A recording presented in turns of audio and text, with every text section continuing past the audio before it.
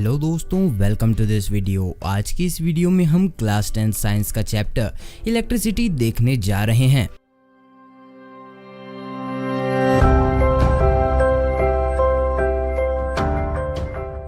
Chapter का नाम है इलेक्ट्रिसिटी। तो आखिर ये है क्या? इट इज द प्रेजेंस और फ्लो ऑफ चार्ज। पर चार्ज क्या है? चार्ज एटम की एक प्रॉपर्टी है, या तो वो पॉजिटिव होगा या नेगेटिव होगा। जो चार्जेस लाइक यानी एक जैसे होते हैं वो एक दूसरे को रिपेल करते हैं, और जो चार्जेस अनलाइक होते हैं वो एक दूसरे को अट्रैक्ट करते हैं। इसकी ऐसा यूनिट कूलम है। इसको कैपिटल C के सिंबल से और चार्ज को कैपिटल Q से रिप्रेजेंट किया जाता है।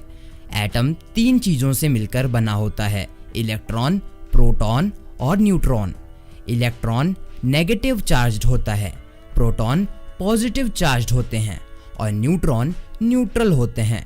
ना तो वो पॉजिटिव होते हैं ना तो वो नेगेटिव होते हैं। इलेक्ट्रॉन के चार्ज की वैल्यू -1.6 इंटू 10⁻⁻19 कूलम होती है, और 1 कूलम चार्ज के अंदर 6.25 इंटू 10⁻18 इलेक्ट्रॉन्स प्रेजेंट होते हैं। पर अगर आपसे कोई प्रोटॉन्स का चार्ज पूछे तो बस आपको इलेक्ट्रॉन के चार्ज में से नेगेटिव को हटा देना है, क्योंकि ये दोनों इक्वल नंबर में प्रेजेंट होते हैं। चार्ज के बेसिस पर इलेक्ट्रिसिटी को दो टाइप में क्लासिफाई किया जा सकता है, स्टैटिक इलेक्ट्रिसिटी और करंट इलेक्ट्रिसिटी। स्टैटिक इलेक्ट्रिसिटी मतलब रुकी हुई इलेक्ट्रिसिटी, ये फ्लो नहीं होती। इसका सबसे बेसिक एग्जांपल है प्लास्टिक की स्केल। जब हम उस प्लास्टिक स्केल को बाल में घिसते हैं, उसके बाद छोटे छोटे पेपर पीसेस के पास लेकर आते हैं तो वो उसकी तरफ अट्रैक्ट होने लग जाते हैं। इलेक्ट्रिसिटी को फ्लो होने के लिए फ्री इलेक्ट्रॉन्स की ज़रूरत होती है, जो भरपूर मात्रा में कंडक्टर्स में अवेलेबल होते हैं, और इसी बेसिस पर गुड और बैड कंडक्टर्स ऑफ इलेक्ट्रिसिटी को डिफरेंशिएट किया जाता है। जैसे प्लास्टिक में बिल्कुल भी फ्री इलेक्ट्रॉन्स नहीं हैं तो वो बैड कंडक्टर हुआ, और सिल्वर में सबसे ज़्यादा फ्री इलेक्ट्रॉन्स प्रेजेंट होते हैं तो वो बेस्ट कंडक्टर है, followed by copper, aluminium etcetera.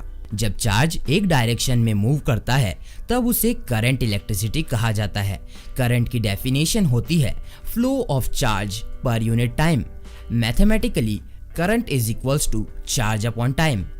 Current को I कैपिटल I से डिनोट करते हैं, और चार्ज को कैपिटल Q से, और टाइम को स्मॉल t से। तो फॉर्मूला बन गया I is equals to Q/T।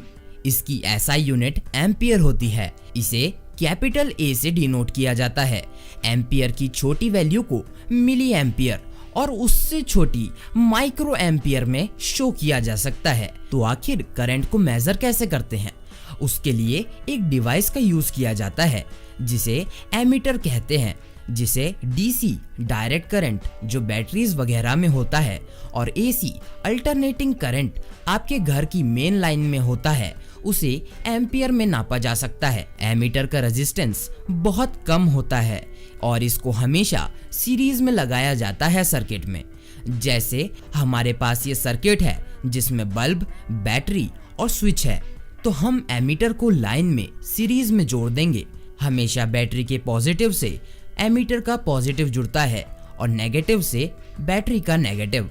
Ammeter का सिंबल कैपिटल A सर्कल में होता है, जिसके दो तरफ से वायर निकले होते हैं। दोस्तों, कंडक्टर्स में फ्री इलेक्ट्रॉन्स होते हैं, पर उनके फ्लो की कोई डायरेक्शन नहीं होती। डायरेक्शन बनाने के लिए हमें पोटेंशियल डिफरेंस क्रिएट करना पड़ता है, जो कि हम पावर सप्लाई के थ्रू करते हैं। For example battery. इसको समझने के लिए एक कॉमन एग्जाम्पल है, अगर दो बीकर आपस में कनेक्टेड हैं और उसमें सेम लेवल का पानी भरा हुआ है तो पानी इधर उधर नहीं जाएगा। पर अगर मैं एक बीकर को थोड़ा खाली कर दूं तो फिर जिस बीकर में पानी ज्यादा होगा उधर से कम पानी वाले बीकर में फ्लो होगा। और अगर ऐसे ही हम एक कंडक्टर में बैटरी को कनेक्ट कर दें तो क्या होगा ना, बैटरी में दो टर्मिनल होते हैं, पॉजिटिव और नेगेटिव। तो जो कंडक्टर है उसमें तो इलेक्ट्रॉन्स हैं जो कि नेगेटिवली चार्ज होते हैं, तो वो पॉजिटिव टर्मिनल की तरफ अट्रैक्ट होंगे, और दूसरी तरफ तो नेगेटिव टर्मिनल है। तो like charges repel each other के कारण नेगेटिव इलेक्ट्रॉन्स भी इसी तरफ आएंगे और ये प्रोसेस चलती रहेगी एंड करंट फ्लो होता रहेगा। पोटेंशियल डिफरेंस को कैपिटल V से डिनोट किया जाता है। इसकी डेफिनेशन होती है work done to move a unit charge from one point to another. Potential difference is equal to work upon charge. Potential difference की SI यूनिट वोल्ट होती है। 1 वोल्ट की डेफिनेशन है when 1 joule work is done in carrying 1 coulomb of charge, then potential difference is called 1 volt. Potential difference को major करने के लिए volt meter का यूज किया जाता है। वोल्ट मीटर की रेजिस्टेंस बहुत ज्यादा होती है और इसको सर्किट में हमेशा पैरेलली कनेक्ट किया जाता है। इसका सिंबल सर्कल के अंदर लिखा V होता है। जैसे यहाँ पर ये सर्किट है तो इसमें हम वोल्ट मीटर को ऐसे कनेक्ट कर देंगे। बस हमें ये ध्यान रखना है कि करंट हमेशा हाई पोटेंशियल से लो पोटेंशियल की तरफ फ्लो होता है। अगला इंपॉर्टेंट कॉन्सेप्ट है ओम्स लॉ। हम इस बार 2 कंडीशन बनाते हैं, condition A and condition B। Condition A में पानी की हाइट में थोड़ा कम डिफरेंस है और कंडीशन B में ज्यादा है। तो बताओ किस कंडीशन में पानी जल्दी फ्लो होगा? ऑब्वियसली कंडीशन B में, क्योंकि डिफरेंस ज्यादा है। ऐसा ही कुछ बोलता है ओम्स लॉ। जब V यानी पोटेंशियल डिफरेंस ज्यादा होता है तब I यानी कि करंट का रेट ऑफ फ्लो भी ज्यादा होता है। अगर पोटेंशियल डिफरेंस कम होगा तो करंट भी कम होगा। इसको mathematically V is directly proportional to I से रिप्रेजेंट कर सकते हैं। लेकिन अगर हमें इस प्रोपोर्शनलिटी के साइन को हटाना है तो हमें उसकी जगह कुछ कांस्टेंट का यूज करना होगा। वो कांस्टेंट है R यानी कि रेजिस्टिविटी। तो अब फॉर्मूला हो गया V is equals to IR।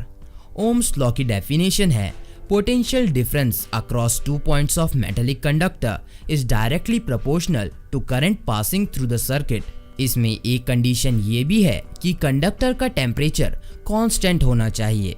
अगर V और I के बीच में ग्राफ प्लॉट किया जाए तो वो लाइन बिल्कुल स्ट्रेट आएगी। अब हम समझते हैं हर जगह पर यूज होने वाले R यानी रेजिस्टेंस को। रेजिस्टेंस कंडक्टर की वो प्रॉपर्टी है जो चार्ज के फ्लो को रेजिस्ट करती है, रोकती है। इसका फॉर्मूला हम ओम्स लॉ से निकाल लेंगे। सो हमारे पास ओम्स लॉ है V is equals to IR। इसको हम R is equals to V by I कर देंगे। रेजिस्टेंस की SI यूनिट ओम होती है। अब सोचो कि अगर हमें करंट को कम ज्यादा करना हो तो कैसे करेंगे? इसके लिए हमें रेजिस्टेंस को कम ज्यादा करना होगा और ऐसा करने के लिए हमारे पास ये डिवाइस होता है। ये है रियोस्टेट जो करंट की रेजिस्टेंस को वेरी करता है, कंट्रोल करता है। हर कंडक्टर की रेजिस्टिविटी अलग अलग होती है पर वो कुछ फैक्टर्स पर डिपेंड करती है, जो है रेजिस्टेंस वायर की लेंथ से डायरेक्टली प्रोपोर्शनल होती है। जितना लंबा कंडक्टर उतनी ज्यादा रेजिस्टेंस। इससे कंक्लूड हुआ R is proportional to L। Resistance inversely proportional होती है एरिया ऑफ क्रॉस सेक्शन की, मतलब जितना चौड़ा कंडक्टर उतनी कम रेजिस्टेंस। इससे कंक्लूड हुआ R is inversely proportional to A और बाकी मटेरियल के नेचर पर डिपेंड करता है। नाउ फॉर एग्जांपल, अगर ये कंडक्टर सिल्वर का बना है तो इसकी रेजिस्टिविटी कम होगी, पर अगर ये आयरन का बना होगा तो रेजिस्टिविटी ज्यादा होगी। जो हमने पीछे पढ़ा था, R is directly proportional to L और R is inversely proportional to A। इसको अगर कंबाइन किया जाए तो ये हो जाएगा R is directly proportional to L by A। और अगर हमें ये प्रोपोर्शनलिटी सिंबल हटाना है तो हमें इसकी जगह कोई कांस्टेंट का यूज करना होगा। तो हम इसमें क्या यूज करेंगे? तो हम इसमें रो का यूज करेंगे। इसको बस एक सिंबल की तरह याद कर लो, घबराना मत। तो जो ये रो आया ना, इसी में सिल्वर की वैल्यू कम और आयरन की ज्यादा होती है, इसीलिए इन दोनों की रेजिस्टिविटी भी ज्यादा और कम होती है। रेजिस्टिविटी की डेफिनेशन है it is the fundamental property of material that resists the flow of electric current. Mathematically rho is equals to RA by L और SI यूनिट ओम होती है। रेजिस्टिविटी की कुछ प्रॉपर्टीज हैं, जैसे चाहे कंडक्टर की लेंथ बढ़े या area, resistivity is always constant. Metals और अलॉयज के रेजिस्टिविटी की रेंज 10 to the power -8 से 10 to the power -6 ohms पर मीटर तक होती है और नॉन कंडक्टर्स की रेजिस्टिविटी 10 to the power 12 से 10 to the power 17 ओम पर मीटर होती है। कॉपर और एल्यूमिनियम की रेजिस्टिविटी बहुत कम होती है, इसीलिए इनको वायर्स बनाने में यूज किया जाता है। और जो हीटिंग डिवाइसेस होती हैं ना, जैसे कि इलेक्ट्रिक हीटर, उसके कंडक्टर्स में अलॉय का यूज किया जाता है क्योंकि उनकी रेजिस्टिविटी हाई होती है, तो वो जल्दी से गर्म हो जाते हैं और जलते भी नहीं हैं।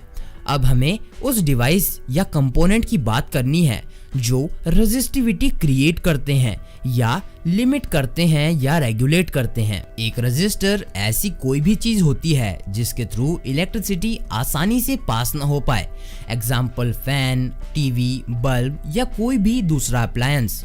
चलो अगर हम रजिस्टर्स को लाइन में यानी सीरीज में लगाएं तो क्या होगा। तो यहाँ हमारे पास एक सर्किट है जिसमें बैटरी, स्विच, एमीटर और 3 रजिस्टर्स सीरीज में लगे हुए हैं। रजिस्टर R1 में कुछ वोल्टेज होगा तो हम उसे V1 नाम दे देते हैं। वैसे ही R2 और R3 में भी होगा तो हम उसे V2 और V3 मान लेते हैं। इस V यानी वोल्टेज को कैलकुलेट करने के लिए हमें ओम्स लॉ के V = IR के फॉर्मूले का यूज करना होगा। सो V1 का वोल्टेज IR1 हो जाएगा, V2 का IR2 और V3 का IR3। Now V = V1 + V2 + V3 यानी टोटल वोल्टेज और V = IR। सो IR = V1 और V1 IR1 के बराबर है, तो IR = IR1 + IR2 + IR3। I को कॉमन लेते हैं, IR = I, R1 + R2 + R3। I से I कैंसिल हो जाएगा, तो total resistance R = R1 + R2 + R3 यानी तीनों के सम के बराबर हो जाएगा। ये फॉर्मूला को आप सीरीज में लगे रेजिस्टेंस को निकालने के लिए यूज कर सकते हैं, पर अगर रेजिस्टर्स पैरेलल में हो तो उसके लिए दूसरा फॉर्मूला है। यहाँ हमने एक सर्किट लिया है जिसमें I करंट फ्लो हो रहा है, एक बैटरी है, स्विच है, करंट को मेजर करने के लिए एमीटर का यूज किया गया है और वोल्टेज मेजर करने के लिए पैरेलल में एक वोल्ट मीटर यूज किया गया है और 3 रेजिस्टर्स को पैरेलल में लगाया गया है। यहाँ पर भी ओम्स लॉ काम आएगा। V = IR को हम I निकालने के लिए V/R कर देंगे। लेट रेजिस्टर R1 में करंट I1 फ्लो हो रहा है और रेजिस्टर R2 और R3 में से करंट I2 और I3 फ्लो हो रहा है। सो I1 = V/R, I2 = V/R2 और I3 = V/R3। Total current I = I1 + I2 + I3। यहाँ I = V/R है, सो V/R = V/R1 + V/R2 + V/R3। V को कॉमन ले लेंगे, V/R = V ब्रैकेट में 1/R1 + 1/R2 + 1/R3। V से V कट जाएगा तो 1/R = 1/R1 + 1/R2 + 1/R3 होगा। दोस्तों, पैरेलल कॉम्बिनेशन में सीरीज कॉम्बिनेशन से ज्यादा एडवांटेजेस हैं। जब सीरीज में एक भी चीज या कंपोनेंट फेल हो जाता है तब पूरा सर्किट ही चलना बंद हो जाता है। एग्जाम्पल दिवाली वाली सीरीज पर अगर पैरेलल में कुछ खराब होता है, सब चलता रहता है। अलग अलग अप्लायंसेस को अलग अलग पावर की जरूरत होती है जो सीरीज कनेक्शन में सेटिस्फाई नहीं हो सकता पर पैरेलल में हो सकता है। थर्ड, पैरेलल रेजिस्टेंस में सीरीज रेजिस्टेंस से कम रेजिस्टेंस होती है, इसीलिए पैरेलल ज्यादा अच्छा होता है। अब छोटा सा इफेक्ट ऑफ इलेक्ट्रिक करंट देखते हैं जो कि है हीटिंग। जब एक कंडक्टर प्योरली यानी पूरी तरीके से रेजिस्टिव होता है तो एनर्जी उसमें से हीट के फॉर्म में डिसिपेट होती है, निकलती है और इसी को heating effect of electric current कहते हैं। हीट को कैपिटल H से डिनोट किया जाता है। हीट एनर्जी का एक फॉर्म है जो वर्क W के इक्वल होता है। So now using the formula potential difference is equals to W/Q। यहाँ W is equals to H है तो V is equals to H/Q हो जाएगा और H is equals to VQ हो जाएगा। और यूजिंग करंट का formula I is equals to Q by T, we can write it as Q is equals to IT. अब putting this in H is equals to VQ, we get H is equals to VIT. अब है Ohm's law, V is equals to IR. इसमें से बनेगा H is equals to IRIT. So H is equals to I square RT. ये जो I square RT है ना, ये है जूल्स लॉ ऑफ हीटिंग, जो स्टेट करता है कि रजिस्टर के अंदर प्रोड्यूस हुई हीट स्क्वायर ऑफ करंट के डायरेक्टली प्रोपोर्शनल होती है, जिसको हम mathematically H is directly proportional to I square से शो करते हैं, और हीट डायरेक्टली प्रोपोर्शनल होती है रेजिस्टेंस के, so H is directly proportional to R, और हीट टाइम से भी डायरेक्टली प्रोपोर्शनल होती है, जितनी ज्यादा देर उतना ज्यादा गर्म, so H is directly proportional to T.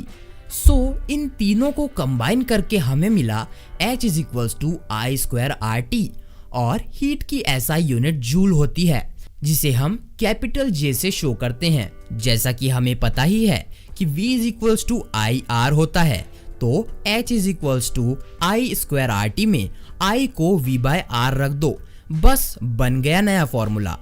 H is equals to V by R का whole square RT, that is equals to V square by R square RT.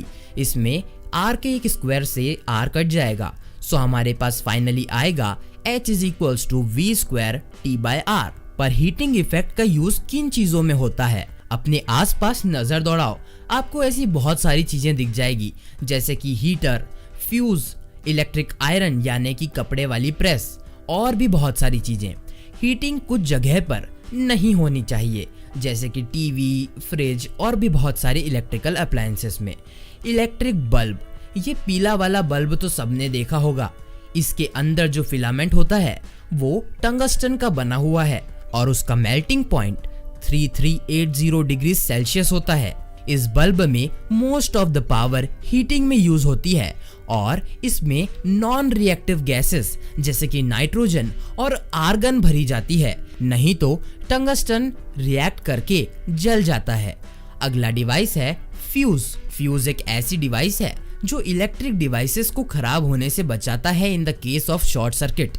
इसको हमेशा सीरीज में कनेक्ट किया जाता है. इसका मेल्टिंग पॉइंट लो होता है ताकि शॉर्ट सर्किट के टाइम ये जल जाए और सर्किट ओपन हो जाए. चलो अब लास्ट इलेक्ट्रिक पावर को देख लेते हैं. Electric energy consumed per unit time in an electric circuit is called as electric power.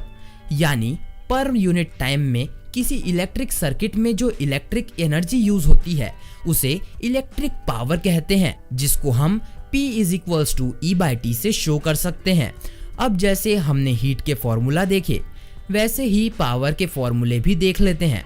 ये फॉर्मूले हीट के फॉर्मूले से ही बन जाते हैं. अब H is equals to electric heating energy होती है, तो हम E की जगह इसे लिख सकते हैं. इसलिए P is equals to VIT by T is equal to VI, क्योंकि H is equals to VIT होता है. यह हुआ पावर का दूसरा फॉर्मूला. अब पावर का तीसरा फॉर्मूला भी देख लो. P is equals to I square RT by T. यहाँ पर H को I स्क्वायर RT में पुट किया है, तो पावर हो गई P is equals to I square R. अब पावर के नेक्स्ट फॉर्मूले में H को V square T upon R रखेंगे P is equals to E by T में, और इससे हमें मिलेगा P is equals to V square T bye RT, यानी P is equals to V square by R. जैसा कि हम जानते हैं पावर की ऐसा यूनिट वॉट होती है, और 1000 watt is equals to 1 kilowatt होता है. 1 किलोवाट आवर में 3.6 into 10 to the power 6 joule होते हैं. इसे भी हम फाइंड कर सकते हैं. हम जानते हैं कि 1 घंटे में 60 मिनट होते हैं, यानी कि 60 मिनट्स, और हर मिनट में 60 सेकेंड्स होते हैं. इसलिए 1 घंटे के अंदर 60 multiplied by 60 that is equals to 3600 seconds होते हैं. अब 1 kilowatt hour is equals to 1000 watt into 3600 seconds. तो इसका आंसर आ गया 3.6 into 10 to the power 6 joules. तो दोस्तों यहाँ पर आपका यह चैप्टर खत्म होता है. See you in the next video. Bye.